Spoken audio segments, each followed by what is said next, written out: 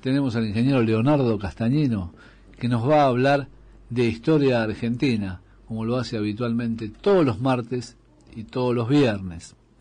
Adelante, Leonardo. Bueno, yo había dicho, porque el primero de este mes fue Cerro Corá, habíamos dicho de hablar de Cerro Corá, pero para seguir un poco el hilo, digamos... Cerro Corá, contémosle al que no lo sabe, que es una de las batallas de la guerra de Cerro Corá es la última batalla de la guerra, que fue cuando mataron a Francisco Solano López. Exactamente. Pero para seguir, digamos, la hilación, para que la gente no... la vez pasada yo hablé de Lomas Valentinas, donde quedó prácticamente destruido el ejército paraguayo, y López logra escapar con unos 30 hombres, y se le empieza a reagrupar gente que lo seguía, algún batallón que llegó tarde, que se había demorado y no había llegado a la batalla, y cruzan el arroyo Ipecuá, que yo lo nombré como un episodio como los héroes de Ipecuá, que estaba ahí en mi libro.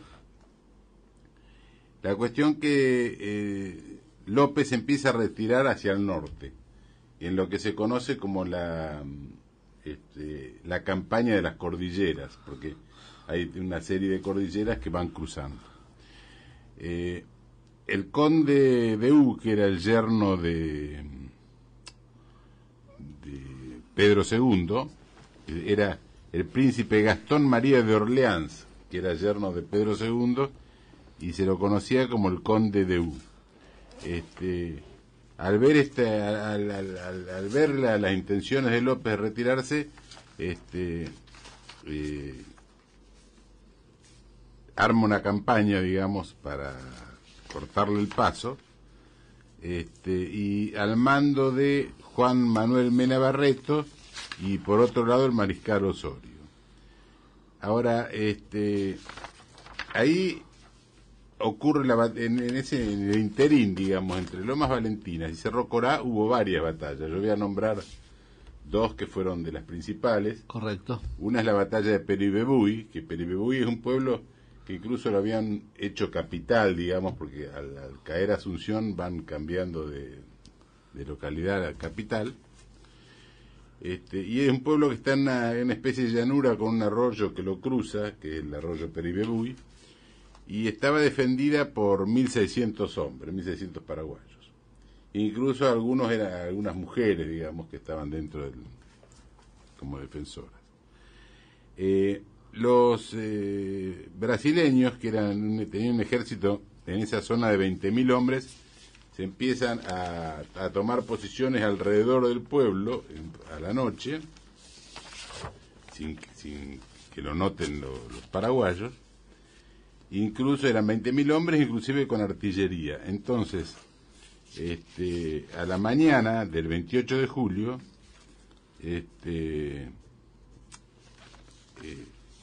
o sea, había bruma en el pueblo y no se veía, digamos, no se veía las lomas, o sea, no tenían visibilidad entre ambos, ¿no? Los paraguayos estaban tocando una marcha, para iniciar el día, y cuando se disipa un poco la bruma empieza un cañoneo impresionante sobre Peribebuy, y atacan el pueblo hasta que lo toman. Dice que quedó el arroyo Peribebuy quedó rojo de sangre de la cantidad de gente que murió. Ya al final de la batalla incluso se habían quedado sin munición, entonces cargaban los cañones con pólvora y piedras, vidrio, arena, lo que tuvieran a mano, hasta que cae los brasileños cerca de mediodía toman la plaza. El conde Du fue muy vengativo ahí, porque cayeron algunos oficiales importantes, digamos, de los brasileños. Entonces Du toma venganza y hace degollar al comandante de la plaza, al mayor Mariano Gómez, que los había tomado prisioneros, y a unos cuantos prisioneros más. Incluso después incendia el hospital de sangre, que estaba lleno de mujeres y niños. No solamente lo incendia, sino que cierra las puertas para que se mueran todos los que estaban adentro. El historiador Juan José Chiavenato, en un libro que se llama Genocidio Americano de la Guerra de Paraguay, que incluso yo lo transcribí en el libro mío, hace esta descripción. Dice: manteniendo en su interior los enfermos, en su mayoría jóvenes y niños, el hospital en llamas quedó cercado por las tropas brasileras, que, cumpliendo las órdenes de ese loco príncipe, empujaban a punta de bayoneta dentro de las llamas los enfermos que milagrosamente intentaban salir de la fogata. No se conoce en la historia de América del Sur, por lo menos, ningún crimen de guerra más hediondo que ese. Incluso hay un testimonio ahí que da una persona que se llama Hilario Amarilla, que era jefe de artillería de Peribebuy, y dice que en un momento, enseguida que tomó la plaza, se presentó ante el conde Edu, se presentó un oficial paraguayo, que dice que era una persona alta, rubia, de maneras muy correctas, Sí. y Edu lo empezó a interrogar, a ver cómo había sido la batalla, y como el oficial le contestó bien, tuvo como una conversación con él, hasta que en un momento llegó un oficial brasilero y le dijo que no podían ubicar al jefe de la plaza. Entonces el oficial rubio, alto, que estaba hablando con Edu, le dijo: el comandante Caballero, jefe de la plaza, soy yo.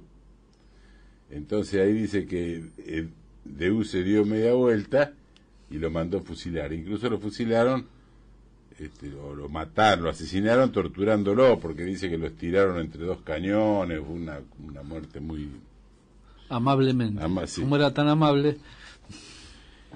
Después de esa derrota de Peribebuy, vino también la batalla de Costañú, que fue el 16 de agosto de 1869. En esa batalla se iba retirando. ¿Qué pasó? López había dividido el ejército, que no era muy numeroso, pero lo había dividido en una vanguardia que iba al mando del general Resquín y otra en la retaguardia que iba a las órdenes del general Caballero, Bernardino Caballero. Iban avanzando hacia el norte, pasan por varios pueblos, pasan por Caraguatay y otras localidades, hasta que llegan a un lugar, a una zona que se llama Acostañú. Ahora, ¿qué pasó? Este caballero, que venía en la vanguardia, traía una marcha lenta, porque venía con todos los bagajes del ejército, con los bueyes o animales de tiro muy flacos. Entonces fueron alcanzados por el ejército brasilero, que estaba al mando del general Cámara, y llegan ahí a la zona, los alcanzan, digamos, en la zona de Costañú. Los paraguayos, el ejército paraguayo, todo lo que disponía eran 3.500 hombres y algunos pocos cañones, pero dentro de esos 3.500 hombres que dije yo, en realidad eran casi todos niños de alrededor de 10 años, excepto un batallón que tenía que eran veteranos. El resto eran todos chicos, incluso algunos hasta disfrazados con barbas para que no se note tanto la juventud de los chicos.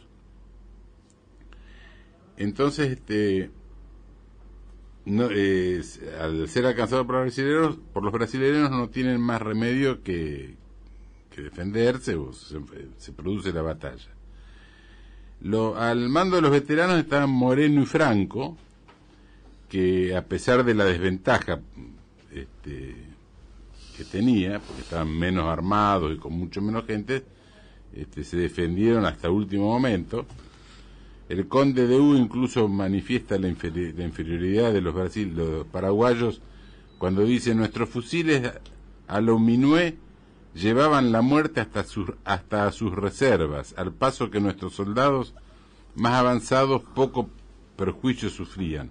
Porque claro, los brasileños tenían fusiles estriados de más alcance, en cambio los paraguayos tenían fusiles más antiguos de arma lisa, que tenían muy poco alcance. Bueno, ahí en Acostañú hay una serie de refriegas con artillería, con las tropas brasileras que lo superaban ampliamente. Los veteranos esos quedan totalmente desaparece, digamos, el batallón ese de veteranos. En todas estas intervenciones no había no había argentinos, digamos. No, en estos dos casos no, por eso eran solo los brasileños, que eran muchísimos más. Claro, pues estaban divididos los dos ejércitos a pesar de ser aliados, ¿no? Chiavenato lo describe así, dice: porque llegó un momento que al exterminarse, al quedarse sin hombres veteranos, quedaban nada más que los chicos para defenderse contra los brasileños, y además a ese ejército lo seguían las madres de los chicos que iban siguiendo al ejército. El mismo brasileño, José Chiavenato, lo describe así, dice: los niños de 6 a 8 años, en el fragor de la batalla, despavoridos, se agarraban a las piernas de los soldados brasileños, llorando para que no los matasen, y eran degollados en el acto. Escondidos en la selva próxima, las madres observaban el desarrollo de la lucha. No pocas agarraban lanzas y llegaban a comandar un grupo de niños en la resistencia. El conde de U, un sádico en el comando de la guerra, después de la insólita batalla de Acostañú, cuando estaba terminada, al caer la tarde y las madres de los niños paraguayos salían de la selva para rescatar los cadáveres de sus hijos y socorrer los pocos sobrevivientes, el conde de U mandó incendiar la maleza, matando quemados a los niños y a sus madres. Su orden era matar hasta el feto del vientre de la madre. Esto es lo que describe un propio historiador brasileño. No solamente querían ganarle la guerra, querían a Paraguay, sino querían exterminar a todo el pueblo. Después de Lomas Valentinas, que López alcanza a escapar, después lo acusan a Casillas, que era el jefe brasileño, el jefe en realidad de los aliados en ese momento. ¿Por qué no lo tomó prisionero y terminaba la guerra? Y entonces lo acusaban de que lo había dejado escapar para que el pueblo se reagrupe atrás del Solano López y matarlo. Y seguirlo mandando. Esta batalla, como yo dije, de Acostañú, que fue el 16 de agosto de 1869, se conmemora el Día del Niño Paraguayo, precisamente por esta batalla. Paciente Daniel Espínola, del otro lado. Sí.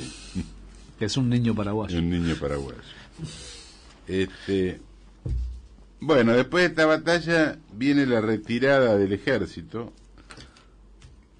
que van, digamos, hacia Cerro Corá. Y yo en el libro la llamo la caravana del infortunio, porque fue una caravana terrible, el sufrimiento que hubo, porque iban el mismo pueblo, la gente, los chicos, las madres, sin alimentos, a veces sin agua, iban cruzando cordilleras, comiendo a veces naranjas amargas de la selva, o algunos animales que alcanzaban a agarrar. Murieron muchísimos de hambre. Algunos dicen que hasta quedaban sentados en el camino hasta que se morían, digamos, de inanición. Oleari, que es un historiador paraguayo, lo describe así. Dice, el mariscal López marchaba solemnemente con la pesada cruz de su infortunio a cuestas, camino de Cerro Corá. Marchaba con todo su pueblo llevando consigo a la patria, a suscribir con él después del último sacrificio. No era aquella la retirada de un ejército en derrota, era el viacrucis de toda una vida, viril nacionalidad que prefería los horrores del martirio a vivir con su heroico vencimiento. A través de los interminables caminos en medio de los bosques, sobre las altas cordilleras, se veían cruzar la larga caravana avanzando en silencio en pos de aquel hombre portentoso, gigantesca encarnación de nuestra raza. Sigue Olear y dice, hambrientos, desnudos, lacerados por las inclemencias de la naturaleza, caminaban durante el día arrasados por el sol de fuego y en las tibias noches a la clara luz de la luna caminaban también sin descanso bajo la serenidad de los cielos. Aquella ruta trágica quedó cubierta de cadáveres y el enemigo, al avanzar sobre nuestras huellas, lo hacían marchando sobre una blanca alfombra de huesos humanos. Millares de mujeres y niños formaban parte de aquella fúnebre procesión a cuya cabeza caminaba pensativo, misterioso y sombrío el guerrero formidable que un día pusiera en conmoción a medio continente y ante cuyo nombre temblaban de espanto las legiones enemigas. Aquel puñado de famélicos soldados que apenas podían con el peso de sus desdichas era todo lo que le restaba a 150.000 leones cuyas épicas hazañas quedaron escritas en sangre desde el Paraná a la remota Uruguayana y desde Itapirú a los confines de nuestro territorio. Y aquella triste muchedumbre que iba desgranándose en medio de los más atroces sufrimientos era también lo que quedaba de un pueblo feliz, rico y poderoso, condenado a morir después de 5 años de martirio, porque protestara en nombre del derecho ajeno y defendiera los fueros de su propia independencia. Del pasado ya no le quedaba sino la inmensa gloria de la desesperada resistencia y el recuerdo imborrable de los grandes días de triunfo y de esperanza. Pero aún en medio de aquella tristeza infinita, de aquella amargura sin límites, conservaba todavía su indomable altivez y todas las energías de su implacable voluntad. Majestuoso en su infortunio, severo el continente, fuera y decidido en presencia del destino, parecía más que un hombre, un titán arrancado de la epopeya esquiliana. Sus pasos de gigante a través de las sierras aún repercuten en el corazón de la posteridad. López va retirándose hacia un trágico e inevitable final en los confines de la patria, pero sin dejar de pisar o defender un palmo del propio territorio y sin abandonar su inquebrantable voluntad de sucumbir antes que claudicar. A sus 18 años, al ser nombrado general, juró morir antes que dejar caer la bandera de sus manos. Vencer o morir fue su lema y él y todo un pueblo lo cumplirían. López partió el 15 de agosto de 1869 y tras acampar en Yagüí, cruzar el Buruturí y Arroyo Hondo hasta detenerse en Piendó, que fue la estancia de Benigno López. Sin detenerse en el pueblo de Unión, pasa de largo en San Estanislao el 15 de agosto de 69, que se declara cuarta capital de Villa del Salto, a San Isidro de Caraguatay. Por eso yo digo que van cambiando, a medida que pierden territorio, van cambiando la capital, ¿no? El 9 de septiembre acampa en Tapiracuarí, atraviesa el bosque Ibabiraí y el río Capibaí. O sea, no voy a leer todo porque es simplemente para dar... sí, son referencias a... porque hay un montón de nombres más que si no tenés un mapa no los podés seguir, pero como para que no fue un paseo de Fue la caravana del infortunio. La caravana, yo la llamé así en el libro. Mira, me llama una oyente, paraguaya, y me dice que está muy triste por haber escuchado todo esto, que lo escuchó desde su niñez. Te manda un abrazo grande. Un bareté, me dice. Sí, a mí la verdad que, bueno, le agradezco y también me pone triste, porque yo la verdad que hay gente que leía el libro mío y decía, no lo puedo leer, se me caen las lágrimas, porque hay partes muy trágicas, ¿no? Realmente.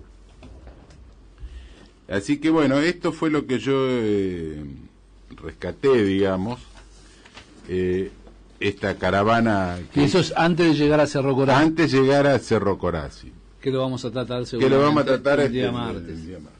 Sí, y así vamos haciendo la progresión hasta llegar a eso que fue la batalla que fue la culminación, donde matan a Solano López y matan a Solano López, al hijo Panchito, que era coronel, tenía 15 años, a la madre de... Se llegaba pronto a coronel.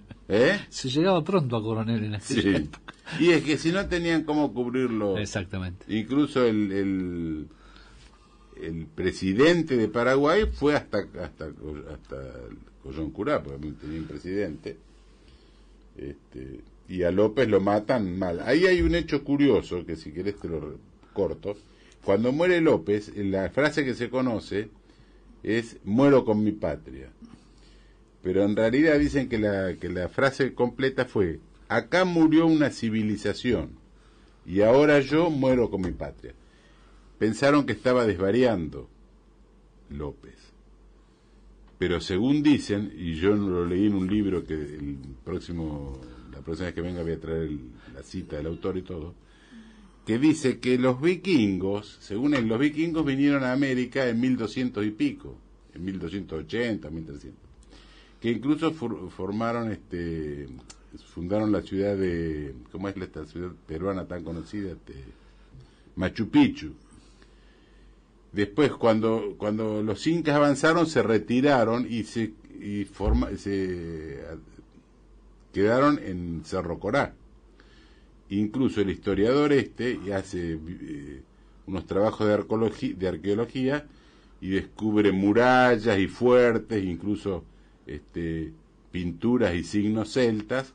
O sea, de aquella época. Claro, o sea que dicen que entonces la frase de López, que dice acá murió una civilización, cobra sentido, porque precisamente hubo antes una civilización. Muy bien. Leonardo Castañino lo dice en Tiempo Nacional.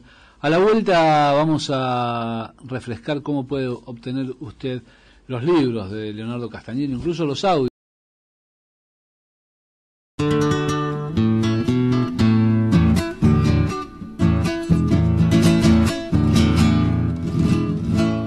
Sos triunfo, pucha digo, hermosa danza, hermosa danza.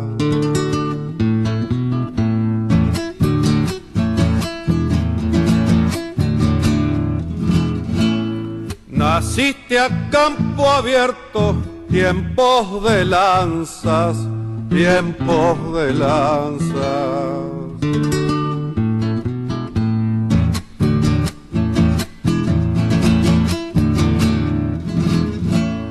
Te criaste como el gaucho, libre en la pampa, libre en la pampa.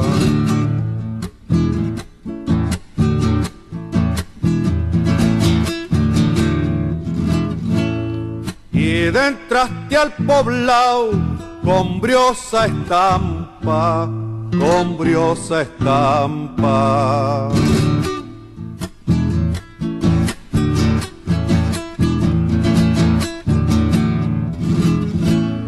Que no venga el gringaje con cosas raras y Guamalaya.